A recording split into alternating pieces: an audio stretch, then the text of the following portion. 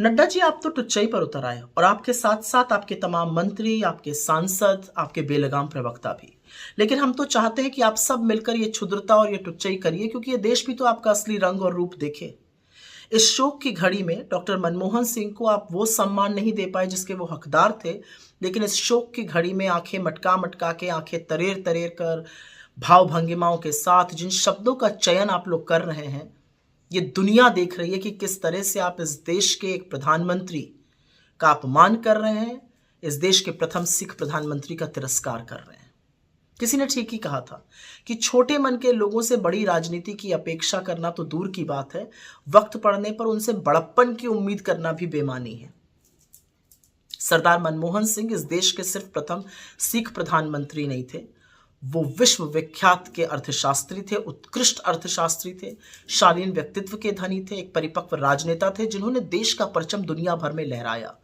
और ऐसे में निगम बोध घाट पर उनका अंतिम संस्कार करके, जहां पर किसी भी पूर्व प्रधानमंत्री का अंतिम संस्कार नहीं हुआ है, इंक्लूडिंग अटल जी का, जिनका आपने स्मृति स्थल पर अंतिम संस्कार किया और वहीं पर उनका स्मारक बना, ये करके आपने दिखा दिया कि इस देश के प्रथम सिख प्रधानमंत्री के लिए आपके मन में तनिक भर भी, रत्ती भर भी इज्जत और सम्मान नहीं है।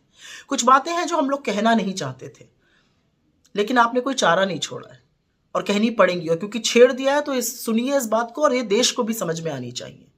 डीडी न्यूज ने डॉक्टर साहब के अंतिम संस्कार का लाइव प्रसारण तब शुरू किया जब नरेंद्र मोदी निगम बोध घाट पहुंच गए। प्रथम पंक्ति में नरेंद्र मोदी, अमित शाह, राजनाथ सिंह, किरण रिजिजू, ओम बिरला, महामहिम राष्ट्रपति द्रौपदी मुर्मू जी, वाइस प्रेसिडेंट धनखड़ जी, सब लोग बैठे थे। बमुश्किल 2 या 3 कुर्सियां उनके परिवार के लिए थी और परिवार में उनकी बेटियां आगे बैठ भी नहीं पाई। मुश्किल से 1 कुर्सी कांग्रेस अध्यक्ष और नेता प्रतिपक्ष राज्यसभा खरगे जी के लिए थी। नेता प्रतिपक्ष लोकसभा राहुल जी के लिए कोई कुर्सी भी नहीं थी। जगह इतनी तंग थी कि उनका परिवार, अधिकांश परिवार चिता तक भी नहीं पहुंच पाए और बहुत सारे परिवार के लोग अपनी पुष्पांजलि भी नहीं अर्पित कर पाए। जनमानस को तो निगमबोध घाट के गेट तक नहीं आने दिया गया, उनको सड़कों पर ही श्रद्धांजलि अर्पित करके अपने मन को समझाना पड़ा। जो विदेशी राजनयिक थे वो इतने पीछे बैठे थे कि उनको वहां से कुछ दिख भी नहीं रहा था, इतनी तंग जगह थी। और जो डीडी न्यूज का कैमरा था उसका सारा फोकस मोदी जी पर था। परिवार ही नदारद था, तो ऐसे में ये उम्मीद करना कि राहुल जी या सोनिया जी या खरगे जी को दिखाया जाएगा, ये भी बेमानी है। और उसी के दौरान, मतलब कितनी बड़ी विडंबना है कि जब डॉक्टर साहब को गार्ड ऑफ ऑनर मिल रहा था तो डीडी न्यूज का कैमरा और ये देश नरेंद्र मोदी जी की शक्ल देख रहा था, उन पर फोकस था। और उसके बाद बीजेपी की जाहिल लोग, आपके समर्थक, ये तक कहते हैं कि जिन राहुल गांधी जी ने डॉक्टर साहब को कंधा दिया वो अंत्येष्टि में शामिल नहीं हुए। खैर, आज वो दिन नहीं है कि ऐसे जाहिलों के साथ हम उलझे या उनको हम प्रत्युत्तर दें या उनको एक्सप्लेनेशन दें, वो हम करेंगे भी नहीं।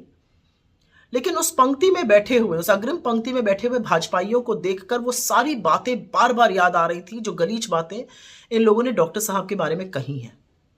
उनकी चाल पर, उनकी बोली पर, उनके नाम तक का उपहास इन भाजपाइयों ने उड़ाया है। और असलियत ये है कि ये काम खुद नरेंद्र मोदी जी ने किया है। चुनावी मंच से उनको मनमोहन सिंह कहना, ये कोई भूला नहीं है। और मैं चाहकर भी नरेंद्र मोदी का सदन में वो वक्तव्य कि डॉक्टर साहब रेनकोट पहनकर नहाते हैं जैसी वाहियात बात अपने मन से भुला नहीं पा रही हूं। उन लोगों को बार बार देखकर, स्पेशली अमित शाह और नरेंद्र मोदी जी को बार बार देखकर मन में यह ख्याल जरूर आ रहा था कि क्या इनके मन में, इनके मस्तिष्क में आज जरा सी भी ग्लानि, जरा सा भी क्षोभ, जरा सा भी पछतावा, जरा सा भी अफसोस है? और अगर नहीं है तो होना चाहिए था। खैर, डॉक्टर साहब के निधन के बाद आपकी जो विफलताएं हैं, आपका जो खोखलापन है, वो पूरी दुनिया और पूरे देश ने देख लिया है। असलियत तो यह है कि एक पूरी पीढ़ी को आपने व्हाट्सएप के जरिए जो अनर्गल बातें डॉक्टर साहब के बारे में कही थी, वो सारे झूठ एक प्रहार में ध्वस्त हो गए। क्योंकि उन सब लोगों को डॉक्टर साहब की उपलब्धियां, विश्व में वो कितने विख्यात थे, उनका क्या कद था वैश्विक स्तर पे, वो उन्होंने इस देश को मुश्किल दौर में कैसे संभाला, अर्थव्यवस्था को कैसे सुदृढ़ रखा, वो सारे सच विस्फोटक होकर सामने आ गए। असलियत यह भी है कि आपके लाखों करोड़ों रुपए का जो झूठ का प्रोपेगेंडा था वो भी ध्वस्त हो गया। क्योंकि आज जो चर्चा है वो तो डॉक्टर साहब के देश के प्रति समर्पण की, उनके ज्ञान की, उनकी शालीनता की, उनकी गरिमा की हो रही है। तो लानत है आपके प्रोपेगेंडा पे।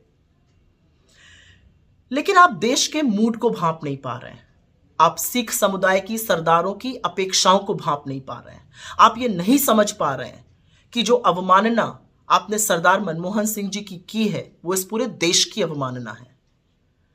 और ये अवमानना और तिरस्कार ही नहीं है, ये पाप है। पाप का प्रायश्चित कीजिए।